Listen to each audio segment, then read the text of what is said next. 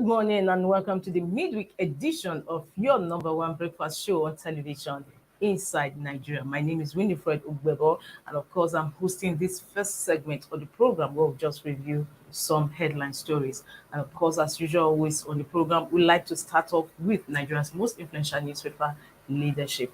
Leadership has the leading story on, of course, what has been trending since yesterday.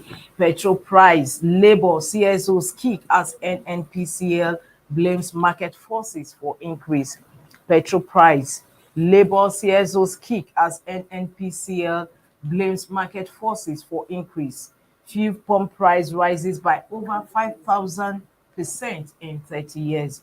Of course, we have an infograph on graphics on the price range, the starting from Abacha era 1993 to 1998. It was the lowest 3 naira, 3.25 naira, highest 11 naira.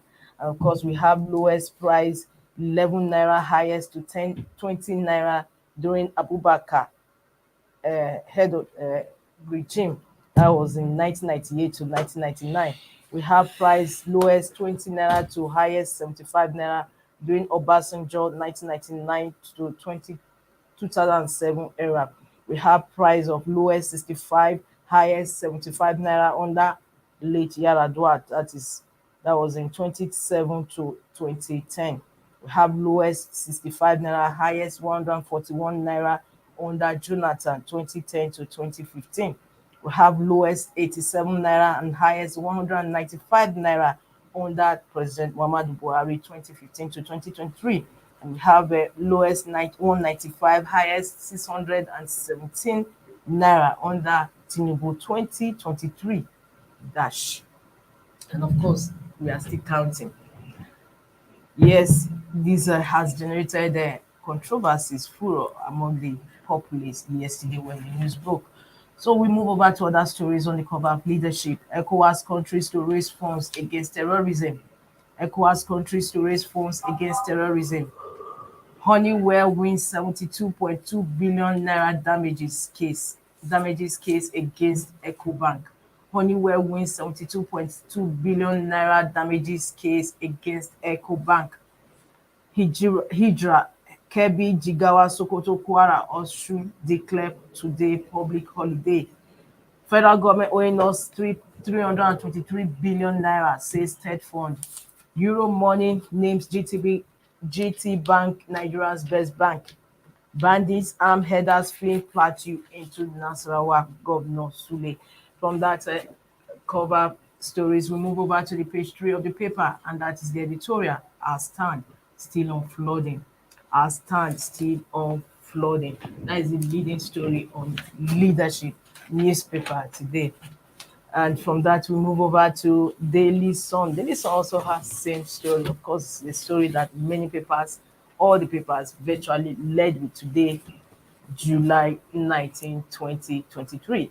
Daily Sun captures it this way: the anger, agony as petrol price rises to 617 naira. Anger, agony as petrol price rises to 617 naira. Sharp increase on wise threats to Nigeria, NLC CLO. Market forces driving up petrol prices, says Kyari. Why we hiked price, oil marketers. And just beside the masthead of Daily Sun, we have alleged contract breach. Nigerian seeks $150 million damages against Google, GoDaddy.com. Damages court rules in favor of Honeywell, orders EcoBank to pay 72 billion naira. Soldiers key to IPOB/ESN fighters in Delta, arrest 5 others. Ganduje opens up on 10 billion naira CCTV camera loan project. Appeal court dismisses Enugu APC Guba appeal against Umba. Senate raises the alarm over erosion menace in Edo, Anambra. Outcome of presidential election tribunal may throw Nigeria into turmoil, but the judge warns. Ex-governors, technocrats top Tinubu's list of ministerial nominees. Senate receives list for screening. Why I sold my three children for 1.5 million. Suspects. The story is on page 14 and 15 of Daily Sun. Of course, the story broke a few days ago that a father sold his three children for the sum of 1.5 million naira. And of course, now we are hearing from the suspect why he did that. From Daily Sun, we move over to the next paper we have on our menu, and that is This Day. This day is leading same similarly with other uh, papers on fuel. Fuel price, Labour threatens to pull out of talks with federal government. Fuel price, Labour threatens to pull out of talks with federal government. Later now 617 naira. Kyari attributes hike to market forces. NLC accuses government of insensitivity, says no transparency in disbursement of palliatives. NNPC GCEO says no. DPRA blames rising crude prices, freight costs. NECA kicks, urges federal government not to kill those it's trying to save. That's the leading story on This Day. This Day has other stories as well. Just above that, we have challenged by bleak future. Newspaper owners, stakeholders deliberate on ways forward. Challenged by bleak future, newspaper owners, stakeholders deliberate on ways forward. APC president had no telephone conversation with CJN or Ariwola. APC president had no telephone conversation with CJN Ariwola. And above the masthead of This Day, we have illegal ex parte order. Court orders Ecobank to pay Honeywell 72 billion naira. Subsidy, Tinubu directs immediate review of 8,000 naira cash transfer. Orders unveiling of entire palliative package to Nigerians. And of course, we have federal character has to probe MDA's appointments from 2015 to 2023. From This Day, we move over to the Punch newspaper. The Punch is punching with the story on still on petrol increase today, July 19, 2023. It says NLC TUC lambast Tinubu as fuel hits 630 naira per litre, shun negotiation. NLC TUC lambast Tinubu as fuel hits 630 naira per litre, shun negotiation. Labour kicks against 8,000 naira palliative, says Tinubu deviated from making Nigeria better.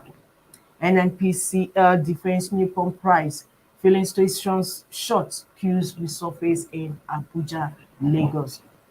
Because you have pictures of a few queue in various parts of the country yesterday. We have in Abuja, Lagos on NNPC and other filling stations as well.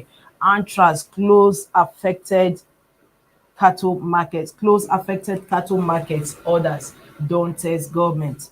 Foster parents panic as 14-year-old Abuja orphan goes missing. Troops kill two IPOB fighters, arrest five in Delta. And above the masthead of the Punch, move over to the stories above them. And we have Tinubu backtracks, reviews proposed 8,000 naira cash palliative. Sustained air attacks on terrorists, commander tells troops. North Central Southwest ex-governors may replace Adamu Omisore. From the Punch, we move over to the Nation newspaper. The Nation also has story differently from other papers today. It says Tinubu orders release of grains to 50 million farmers orders. Tinubu orders release of grains to 50 million farmers orders. President directs review of 8,000 naira cash transfer to poor households. Senate seeks immediate action on Ondo Ocean Shore surge. Ibrahim's motion gets support. Market forces driving price of petrol, says Kyari. NNPCL price of petrol will go up and down as prevailing situation dictates. Oyo Osun Kano orders declare holiday for Hijra. And we have stories above that. Tinubu orders NDLEA to probe killing of 2-year-old by operatives in Delta. Above the masthead, UK agency okays naira for trade financing. Senate House to probe NNPCL NDDC orders. Many allegations in focus. CBN asks 2,698 BDCs. Heat wave threatens lives in US, Europe. NPA targets 500 billion naira revenue. For more stories on The Nation, log on to the website www.thenationonlineng.net. And from The Nation, we move over to the last paper we have on our menu for review this morning, and that is Vanguard. Vanguard is leading with the story on still the fuel increase. Anger as petrol hits 568 per litre in Lagos, 617 naira in Abuja orders. Motorist commuters grow nationwide. Market forces driving up petrol prices, says NNPCL CEO. Says NNPCL CEO Kyari, has no shortfall in petrol supply. NMDPRA blames rising crude prices on freight costs. Ipman worries over fresh rise in price. NLC rejects new pump price, says it's provocative as situation will worsen poverty hardship in Nigeria. Local refining only way out, NECA. These are the potpourris of stories making the cover of Vanguard today. We also have subsidy removal. Tinubu orders review of proposed 8,000 naira cash transfer. Plans to unveil federal government's palliative package. Anthrax: stop eating meat from sick animals. NCDC warns Nigerians. Above the masthead of Vanguard, we have oil exploration. Nigeria's rig count rises 27.7% to 14, according to reports. Oil exploration. Nigeria's rig count rises 27.7% to 14, report. Court asks Ecobank to pay Honeywell 72.2 billion naira damages. Exchange rates: foreign scholarships to be suspended for 2 years, Third Fund. Exchange rate: foreign scholarships to be suspended for 2 years, according to Third Fund. Reps to security agencies: stop setting vessels with stolen crude oil on fire. That's all we can take on today's first segment of the program, Newspaper Review, coming to you live on Leadership Television. My name is Winifred Webo, and don't go away. We are getting ready shortly for the second segment of the program, which is discussed on. I actually have my guest in the studio already waiting. Don't go away. Stay tuned.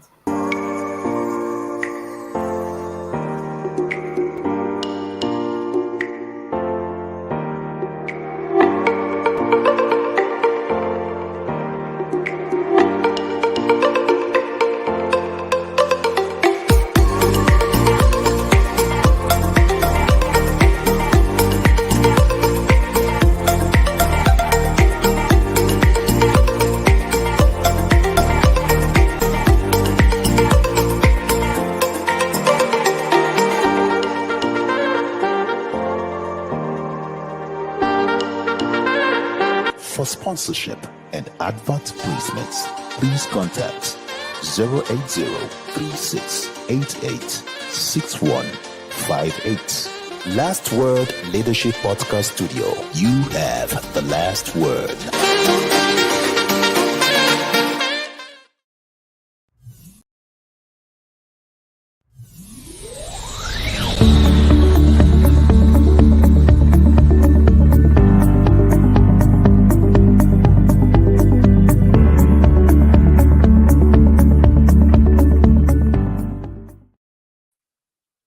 You're welcome back. In case you're just joining us, the program is Inside Nigeria and is reaching you on Leadership Television. My name is Winifred Ugbebo, and this is the second segment of the show where we'll have a guest to discuss some of the headline stories. And of course, as usual, my midweek guest is in the studio. He is a triple chief, as I like to call him.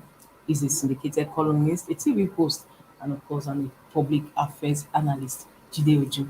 Thank you so much. It's always a pleasure to have you on the program. It's a pleasure to be here. And you're Good looking morning. nice. Your blue is glowing. You're looking good too. Yes. Thanks for hosting me. And good It's morning, a pleasure Nigerians. always.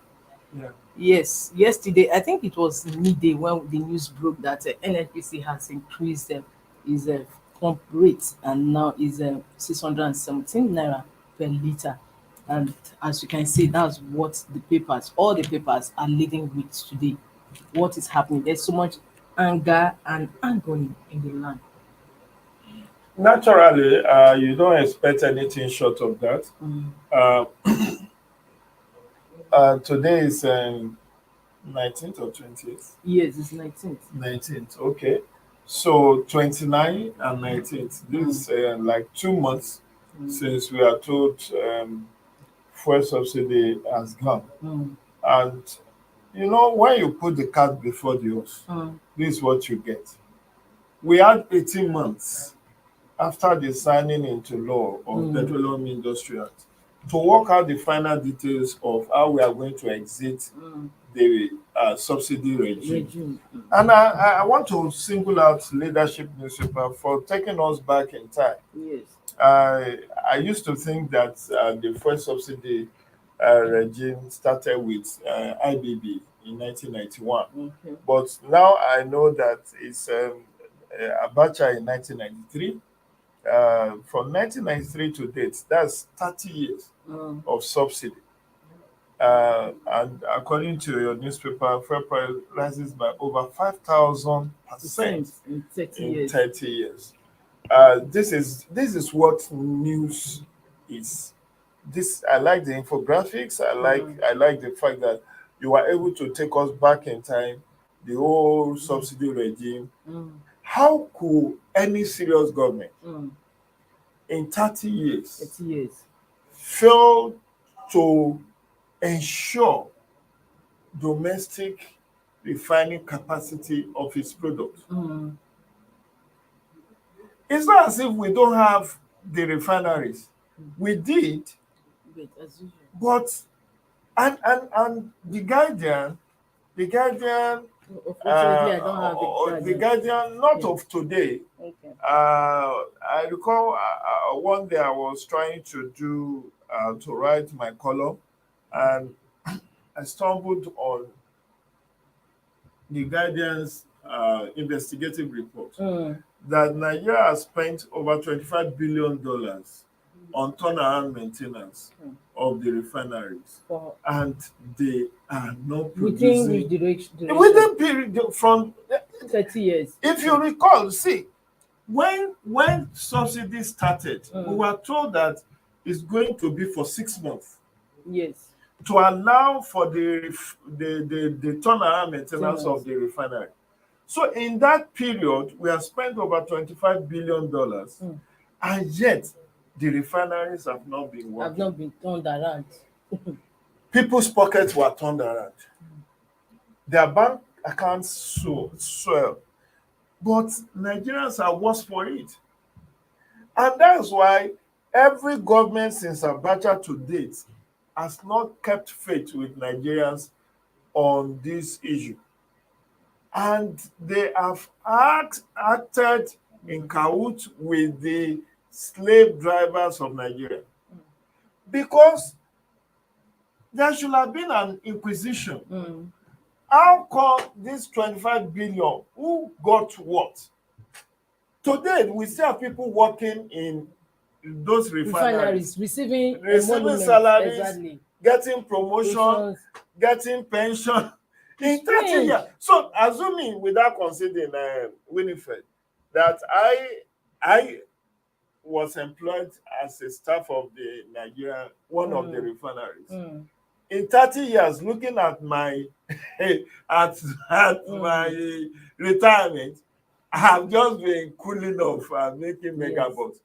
And the salaries of these people are not civil servant salaries. No, they are not at all. They are collecting megabucks.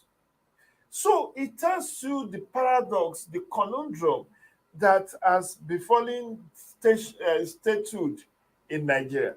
How can anybody in good conscience, in 30 years, we have had military and civilian administration, none of them has been able to make our refineries to work. Today, they will tell you, you know what, Ukraine and Russia is fighting. Yes. That's why the price has gone up. Last year. Then, when Russia and Ukraine is not fighting, they said COVID-19. When there was no COVID-19, they said foreign exchange, the OPEC quota, and all manner of very silly excuses. And we have kept faith with this fraudulent regime for 30 years. So what am I saying in essence? Yes, Asiwaju Bola Ahmed Tinubu has done well by being courageous to remove this. But he needs to act very quickly before people takes to the street. I don't want us to have a repeat of answers. And what is coming, what is looming is more than answers. Because an angry man is an hungry man is an angry man. And anger can make people to misbehave, including kill. Yes. And the way it is, if there should be protest, it will be against the ruling elite. How many people will you kill? If people block the airport road and they cannot access their private jet, they cannot access the airport, as they did during the answers, you know that will lead to mortality because you want to clear the road for the VIPs. Of course, it's not only VIPs that live in the airport road access. There are several other, people travel to southern part of Nigeria using that road. But what I'm saying is that the president has to nip it in the bud. I'm happy one of the newspapers is saying that the president have asked for the unveiling of the palliatives. Let's see what they are coming with. And the whole last week we are hearing $800 million, 500 billion naira, whatever it is. Let us know how all of this will impact and mitigate the suffering. I will not, Winifred, in good conscience, I will not join the party to say we should continue with the subsidy regime. No, I will never support that. I bought fuel yesterday, 15,000 naira fuel for 617 naira yesterday afternoon, and it's not as if it's funny. But what I'm saying is that yes, we've crossed the Rubicon. We want subsidy to go, but what preparations have we made? Today, nobody is sure. Nobody is sure whether Dangote refinery will start work at the end of this month. Nobody is sure this year. Nobody is sure because I was surprised they rushed through the commissioning exercise. That was obviously Buhari wanted to just tick it among his among his accomplishments. And Nigeria has 20% equity in that Dangote refinery. If that had come on board, perhaps the freight cost that you use to hire ship from Europe or Asia, wherever you are buying the refined petroleum product from, that would be off it. But one thing that is still perplexed about is the fact that NNPCL or NNPC is still the one announcing prices. I thought it's already deregulated. Yes, it's deregulated, but that the prices they announced was for their own outlets. For their own outlets. Do you get? For their NNPC outlets. But we've never heard other independent marketers also coming out. No, they do. They do. So now you there are those stations you go where you get for 617. There are those that will sell for 620. There are those who will sell for more. The bottom line is that what they are being clever by half, but you can see that what you have on the front page of Daily Sun is NNPC price. And I bought where I bought for 617 yesterday was AY Shafa fuel station, and it was still that same product. So that's the amount. But you see, this is what I've been saying. Prior to this removal of subsidy regime, they will tell you, oh, your price in Karan and Moda will be the same as that of Lagos. Price in Makurdi will be that of Port Harcourt. No, it cannot be in a deregulated economy. There must be price variations. Yes, Lagos price is because if I'm going to Ibadan and somebody is going to Lokoja and we bought their vehicle at Jabi here, they will not collect the same amount from us. Somebody going to Lokoja will pay far less than me that is going to Lagos or Ibadan. So how would you? And this also brings up this question: what is the state of our pipelines? Because even if Dangote refinery starts producing today, from what I read, 70% of the product will still be trucked across the country. And that will not make the price to come down. Because the easiest, the cheapest is to have those pipelines working. You pump that product into the pipeline, it goes to those depots. You know, the Mosimi in Shagamu area, the Ore, the Suleja, the Mina, so it goes to those, those depots. From there, you can truck to the towns. So if there is fuel pumped from Tinkan or Apapa, and you can have it delivered through the trucks from Suleja here.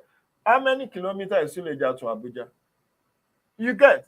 But if IPMAN and NNPC will still have to send trucks to Lagos, how many kilometers to go and bring this same product? The rain is here. Remember, using diesel. Diesel is 800 naira per liter. So the price of freighting or haulage will still be high and will not make the price to come down substantially. So this is the conundrum, because I've looked at it. If the alternative is, if we have linked the Tinkan, Apapa, Dangote, EPS zone, if you have linked it to the railway can as well carry these products through the rail, and that will also be cost effective. But to continue to truck, look at it, what you will use to fuel the articulated vehicle is more than the liter of, or the liter price of the PMS you are carrying. Diesel is 800 naira. It has not come down. So what if you spend 30,000 or let's say 100,000 to fuel an articulated vehicle from Apapa to Abuja before the removal of fuel subsidy? Do you think with 800 naira per liter now, the same amount will be the cost of freighting of haulage? So then inland waterways, which should have been another alternative. I think be that you linked Lagos through the dredging. If we have dredged and we are able to use the waterways from Lagos, from EPS zone in Lagos, connecting to Ondo, connecting to Ogun, connecting to down to Benue here. If you can have small ships that can bring those products closer so that the price will also come down. These are strategic thinking that has to be done. From your analysis now, that means even if Dangote refinery were to start refining now, the prices won't still affect prices much. It will not accept it will only, what I feel it will do primarily is that it will end scarcity. So issue of there is a war, we have to take a detour, that one will not affect. But in terms of pricing, Dangote is a smart businessman. He wants to remain the richest man in Africa and, if possible, the richest man in the world. He's also using other people's money to do business. Don't forget, when during the commission, Godwin Emefiele talked about how many billions that CBN borrowed him and other financial institutions. No, he has not finished paying. No, he has not finished paying. So what I'm saying is that if he knows that Togo is ready to buy at higher price than Nigeria, why should he sell for Nigeria and not take his product to Togo, to Senegal, to Ghana, to even Mauritius or Mauritania? So he's a strict businessman. We cannot expect him. The only thing is that our equity, 20% equity in that will give us some share. You know, maybe if he's producing, as they say, if he's producing a maximum capacity of 650,000 barrels per day, maybe 200,000 barrels can be given to Nigeria at a negotiated price. But it will not give you the entire product you need. in country. So you still need those refineries that are not functional as we speak. You still need the modular refineries. At the end of the day, this challenge, I see it lingering for a bit. But if we keep our eye on the ball, maybe by first quarter of next year, we will have overcome. But the more reason, if we want to avert mass protest, violent protest, let us see what government is bringing to the table in terms of palliative. Okay. It does not matter if we have to spend 1 trillion or 2 trillion. After all, we spent 3.5 trillion to subsidize PMS from January to May, not even to June. We can take a fraction of that, 2 trillion, borrow if you have to borrow, to cushion the effect while we wait for the completion of those turnaround maintenance in Port Harcourt, Warri, and Kaduna refineries, while we wait for Dangote to come on stream. That's one. Another point which I also picked from NSC president yesterday night on channel was that there was already an agreement on CNG between the Labour and the government. Now, what's CNG? Consolidated natural gas. There was a trending video, I don't know if you get to see it, of a fuel station that is using gas to power its generator. Because it's not cheaper. I saw it. Somebody shared it with me. It's not cheaper. It's cheaper to use gas to power your household generator. That's a better pass money or 2 kV, 5 kV stuff. That you spend far less. So the man must have done his math, converted the generator to CNG friendly, and that's why he's using it. He's not even using his own PMS. That there was a discussion, and I don't know whether they signed the agreement between Labour and the federal government for that all fuel stations should start selling CNG, that's compressed natural gas, so that people can drive in after the conversion of their vehicles to CNG, can drive it. And he said CNG can be purchased at as low as 100 naira per kilo. Yes, I think. If you are able to buy something for 100 naira per kilo, and another product is selling for 600 or 800, that's for now anyway. That's for now. Who will want to go and buy the 800 or 600 or 500 per liter PMS? So people, it's not a rocket science. You can convert your car to be using gas rather than using PMS. And if that technology is here, and we have people who can, for a small fee, help us to convert, I will gladly convert my car to using CNG, provided it will be available. Provided it will be available. Because now cooking gas has come down. Price of cooking gas that we use 12.5 kg, or we used to buy for 12,000-13,000, is now around 7,000-8,000 naira, which is substantial. So, but somebody who is saying, oh, what if everybody shifts there and the price also increases? How do you do? Because but you know, if you have 2 cars, you can make one CNG, you can make one PMS. So if whichever one is costlier, you have a choice. But and aside from CNG, there is also electric cars. I saw the footage of a young man in Borno, in Maiduguri, who is already converting mass transit, these buses from PMS to electric. And the vehicles are applying the roads of Maiduguri. Already? Yes, the guy is doing it. Very young chap. He was one of those who was given award. This last award that that they did. The man is from Maiduguri, is from Borno State. He was already converting PMS engine to electricity. So if those two technologies exist, where I can use CNG to power my car, to power my generator, and I saw that the price of PMS, is on the increase, then I will switch.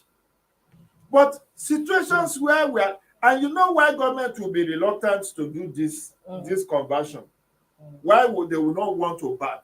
It's because they want to protect the interest of the investors who have already started investing heavily in refineries and all of that. The fear will be that it's like COVID-19 vaccine. All those companies that rush into production, there was even a time they said they will start producing the vaccine in Africa. So when we thought the COVID-19 was going to be with us for a very long time, and people were very apprehensive. A lot of people made multi-billion-dollar investments in the production of vaccine. Today, if they ask you to come and take COVID-19 vaccine, will you take?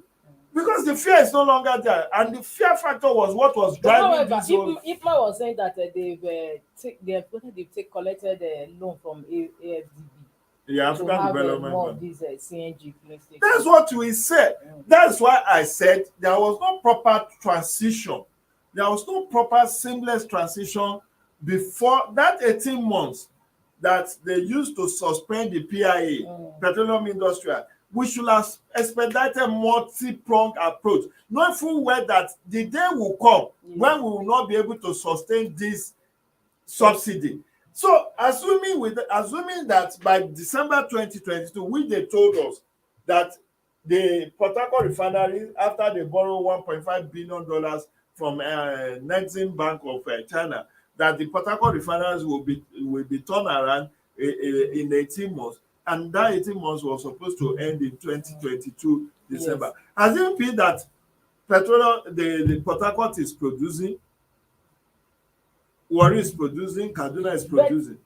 Personally, I'm still going back to the NNPCL making the announcement. You saw that with this announcement, it has also impinged on other marketers' fuel pump.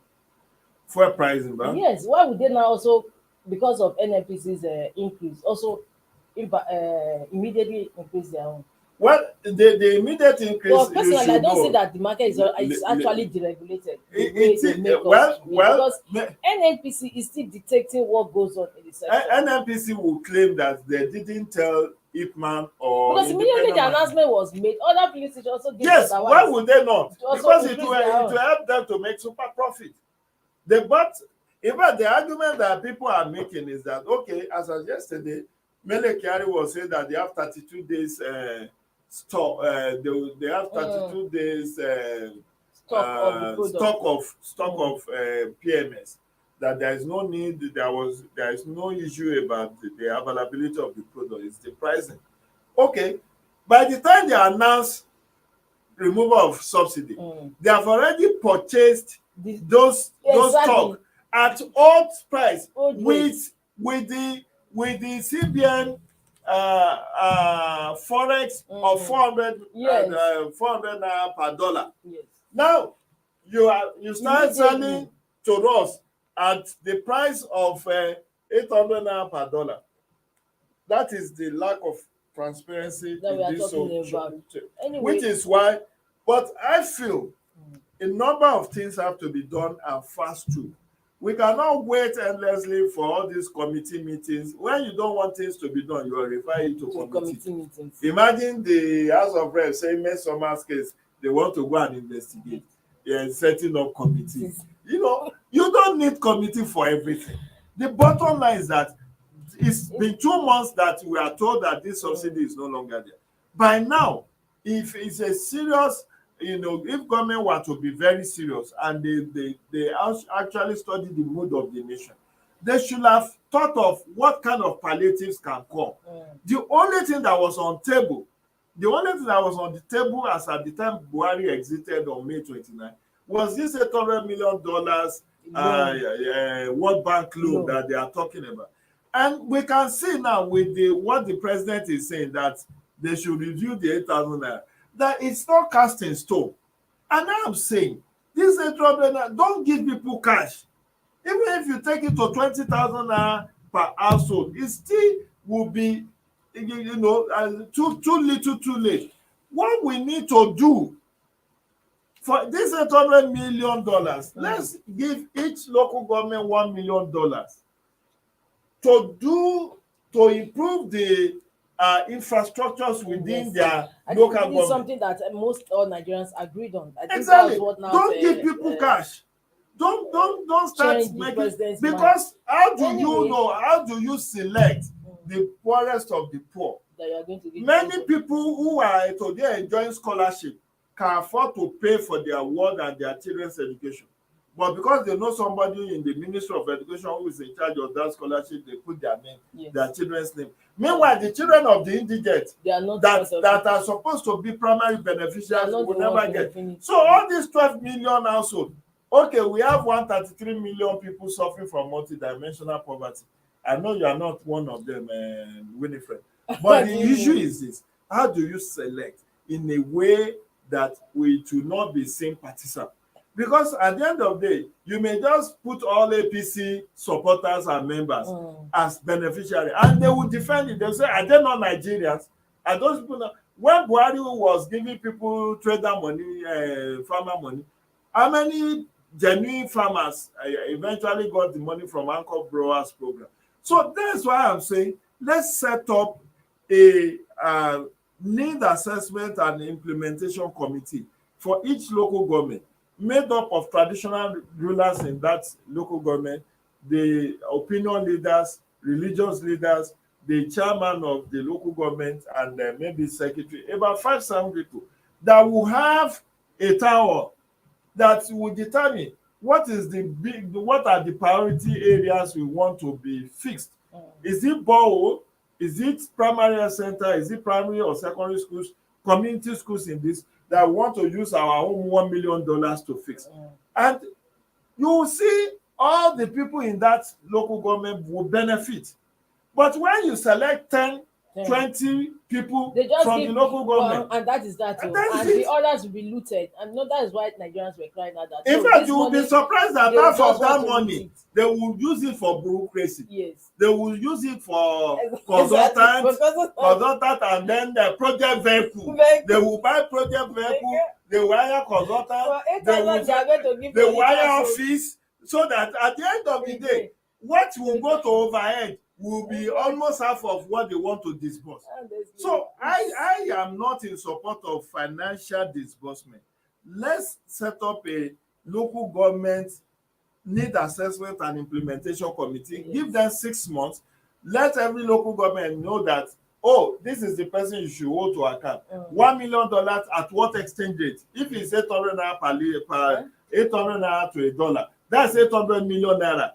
If you choose 800 million in a local government will impact, you can do so much. You can do so much. Yes. Let's just quickly discuss another headline story today, just before we call it a day. And his ex-governors, technocrats, top Tinubu's list of ministerial nominees. This on Daily Sun. Is actually the second lead story today. Ex-governors, technocrats, top Tinubu's list of ministerial nominees. Senate receives list for screening. Of course, there were so much expectations that when President Tinubu comes back, he's going to forward his ministerial list to the Senate for screening. So what? Well, it's long awaited. Although we saw some lists that were making the rounds. They said it's a fake list, but I think today, because some of these, today we will get to know the authentic list of ministerial nominees. But you know what I've also discovered? I wrote on this in my column in the Punch last week, and I discovered that if you are not a politician, you cannot be a minister or a commissioner in Nigeria. There are specific constitutional requirements that you must satisfy that will make you to be a politician, a card-carrying member of it. Because I've forgotten the section now. I think section 147 says that a ministerial nominee must satisfy condition that is similar to an aspirant to the House of Representatives.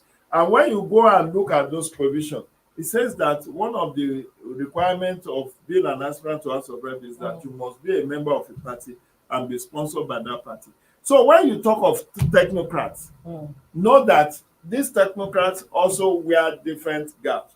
You can be a politician and be a technocrat. It doesn't mean that because somebody is a politician, he cannot be an engineer. Dave Umai is an engineer. Yes. We have many. Olushola Bukola Saraki is a medical doctor. Obasanjo is a military engineer.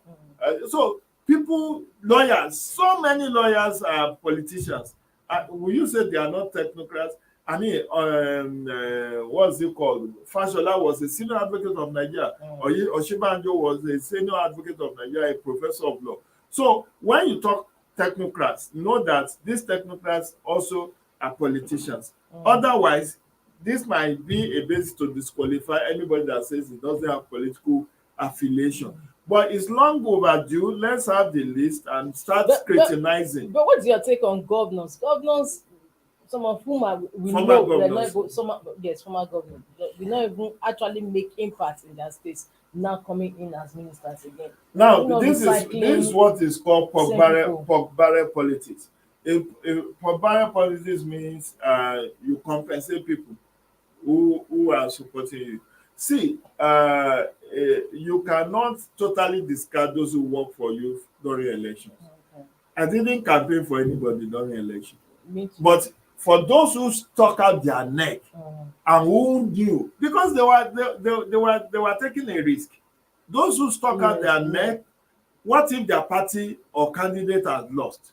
They will have licked their wound. Some of them exposed themselves to persecution, to kidnapping, to all manner of discomfort.